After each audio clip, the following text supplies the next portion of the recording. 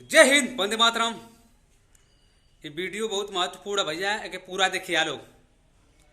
और जे भी पढ़ाई करेला, अगर वो भी गांजा पी, दारू पी, कोनो नशा पताई करी, वो आम आदमी की तरह अगर तू रहत हुआ तो तोरे पढ़ले लिखले कोनो फायदा भयल ना फायदा भयल।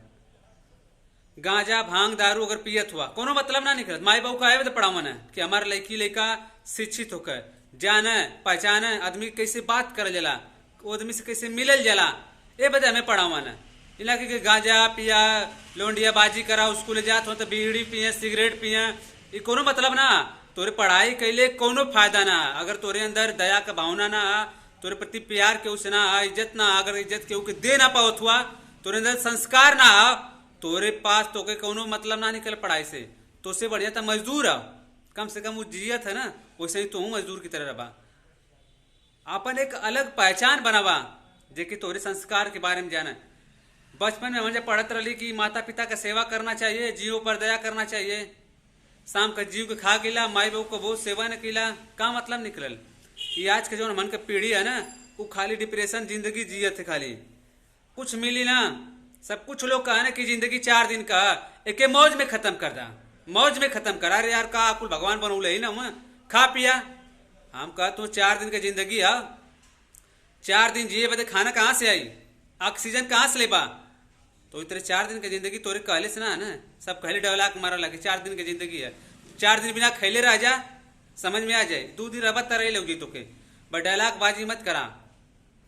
और जोन भाई दारू गाजा सिगरेट पियत हुआ ना, युवा हुआ भाई लोग, बहुत लोग के समझाइला तो कहने की बकचोद ऐसा झूठा समझा वाला।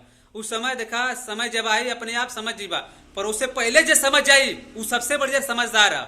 समझ पहले नहीं तो समझ समझाई तो पता लगल माई मर गई ना, बाबू मर गई ना, का मिली वो रोले के सिवा।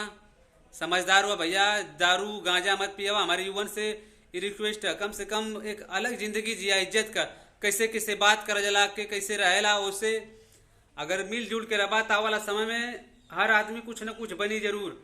अगर वो लौंडिया बाजी करबा कुछ ना कर अपने जीवन में। बीड़ी पियत हो, सिगरेट उड़ावत हो, जैसे पिक्चर में देख ले वो अंबानी का लड़का हुआ लोग, पता लगल कि भैया सिगरेट मांग के पियत हुआ। अरे यार तनी 10 रुपया देते का करे, सिगरेट पिए के ले चले, पर वह कहते 10 रुपया हमें खाए के बिस्कुट ले बाकी सार नहीं था। ये सिगरेट के पीवे तो पियो नहीं था, बिस्कुट बदे पैसा ना, तो के बिगाड़े बदे आदमी तैयार हो, तो के बनाओ बदे आज के क्यों ना। टंगरी खींची, टंगरी पकड़ के ऊपर ना करी, टंगरी पकड़ के नीचे खींच दे, तो वो पीछे की तरह रवा हमेशा। बाकी हमारे युवन से यह निवेदन है कि गांजा दारू सिगरेट से हमेशा दूर रहा। और देखा आशा सुरती पे एक बार वीडियो बनौले रही, ओपे लिखल हल कैंसर, ओपे लिखल रही कंपनी की इसे खाने से कैंसर हो जाता है, तब वो फिर भी सब खाई काय बदे ओके मजा आ। तू छोड़ ना पैबा। अरे यार मर्द के जवान है, एक बार अगर मुट्ठी बाना ना खाए तो ना खाए। हमारे एक भी वीडियो अगर एक लड़का अगर सुधर गल, समझ ला वीडियो सक्सेस है। एक बदे बनेला और सब देखेला, क्यों मजा बस देखेला, क्यों कहला कि यार झूठा चिल्लाला, कुछ चाहे चिल्लाए चाहे कुछ कम से कम लाइक मिले 10-20, वही हम खुश है ना। कि हमें करोड़ों लोग जाना ना है भैया, करोड़ों लोग मत जाना, बस तो हमें तू जान जा, जे देखेला हमें वह लाइक करा और सब लाइक ना करे। जय हिंद, वंदे मातरम।